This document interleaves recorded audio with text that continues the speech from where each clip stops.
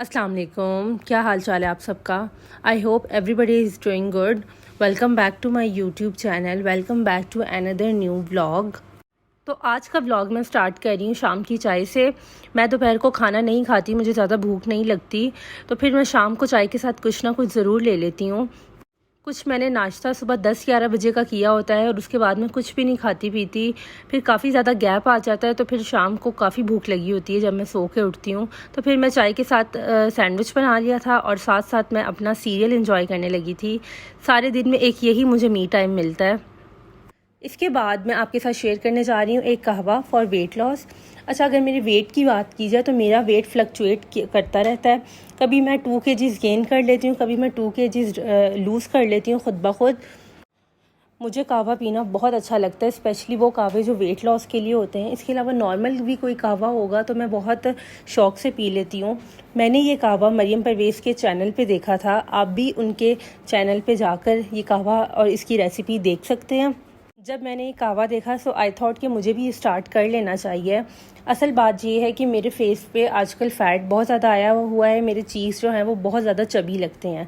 मैं जब भी वेट गेन करना शुरू करती हूँ तो सबसे पहले फ़ैट मेरे चीक्स पे आता है, मतलब फेस पे आता है। सो आई थॉट कि क्यों ना इसे स्टार्ट कर लिया जाए। फेस जो होता है वो हमेशा स्लिम ही अच्छा लगता है, चबी अच्छा नहीं लगता। एटलीस्ट मैं अपनी अगर बात करूँ तो मुझे चबी फेस अपना अच्छा नहीं लगता। सो आई थॉट क्यों ना इसे स्टार्ट कर लिया जाए। अगर इसके इंग्रेडिएंट की बात की जाए तो इंग्रेडिएंट भी इसके बहुत ज़्यादा सिंपल हैं।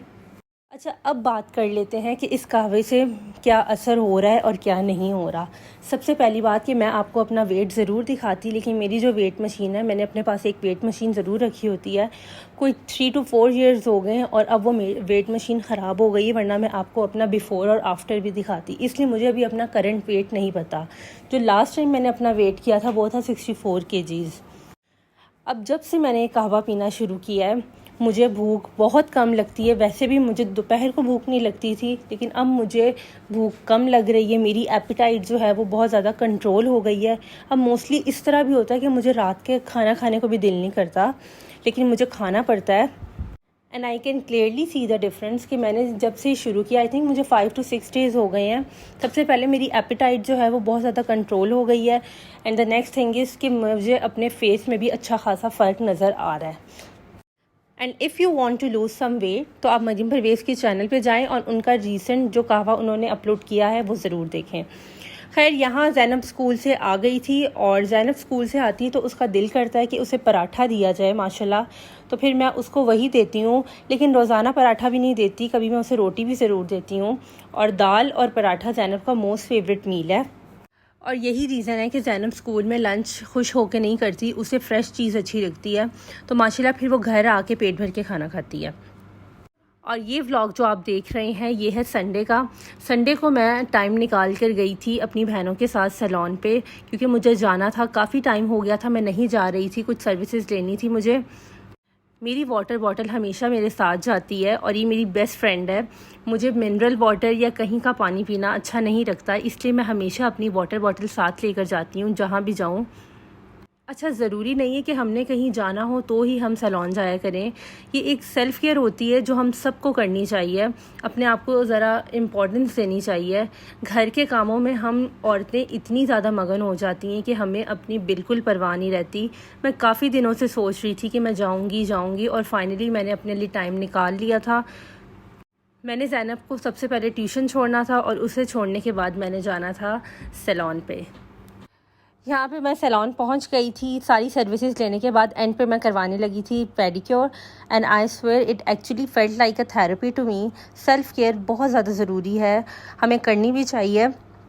अच्छा, अगर बात की जाए ना सेल्फ़ केयर की, तो सेल्फ़ केयर में बहुत ज़्यादा चीज़ें आती हैं। ज़रूरी नहीं है कि सिर्फ सैलून जाना सेल्फ़ केयर है। पॉजिटिव सोचना भी सेल्फ़ केयर है, नेगेटिविटी को इग्नोर करना भी सेल्फ़ केयर है। बाज़ औक़ात आप इस तरह होते हैं कि आप बहुत ज़्यादा नेगेटिविटी में रह रहे होते हैं, बहुत ज़्यादा टॉक्सिसिटी में रह रहे होते हैं, अपने आसपास बहुत ज़्यादा नेगेटिविटी देख रहे होते हैं। तो अपने आप का ज़रूर ख्याल रखा करें, पॉजिटिव सोचा करें। नेगेटिविटी में रह के पॉजिटिव सोचना और पॉजिटिव रहना बहुत मुश्किल है, लेकिन नामुमकिन नहीं है।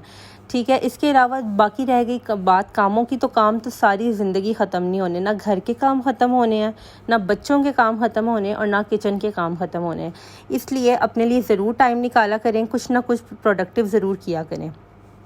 मैं काफ़ी ज़्यादा फ्रेश हो गई थी अल्हम्दुलिल्लाह, और ऐसा लग रहा था जैसे पता नहीं कितना बोझ उतर गया है।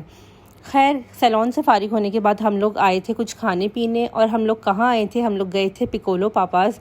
और ये हैं दो मेरी बहनें, ये अलिशबा है और ये जो आप देखने लगे हैं ये है ईमान है। ये बस कहते हैं शोधी मारना, ये बस मेरे ब्लॉग में वो कर रही थी। हमने ऑर्डर किया था मशरूम स्टेक और साथ में लोडेड फ्राइज़ ऑर्डर किए थे। ये दोनों चीज़ें हम तीनों के लिए इनफ थी। अगर स्टेक की बात की जाए तो स्टेक के 4 पीस थे, और ये दोनों चीज़ें खा के हम लोग बहुत ज़्यादा फुल हो गए थे। मतलब 3 पर्सन के लिए ये दोनों चीज़ें इनफ थी। बात की जाए पिकोलो पापास के फ्लेवर की, तो I always love their flavour. इनका स्टेक भी काफ़ी अच्छा था, मैश पोटैटो से वो काफ़ी ज़्यादा रिच थे फ्लेवर में। और एंड पे हम मीठा खाए बगैर कैसे रह सकते हैं, सो हमने ऑर्डर की थी इनकी Nutella eclairs which was very good. तो आज का ब्लॉग मैं यही एंड कर रही हूँ। आई होप आप सबको पसंद आया होगा। अपना ख्याल रखिएगा। इंशाल्लाह मिलते हैं नेक्स्ट ब्लॉग में। अल्लाह हाफिज़।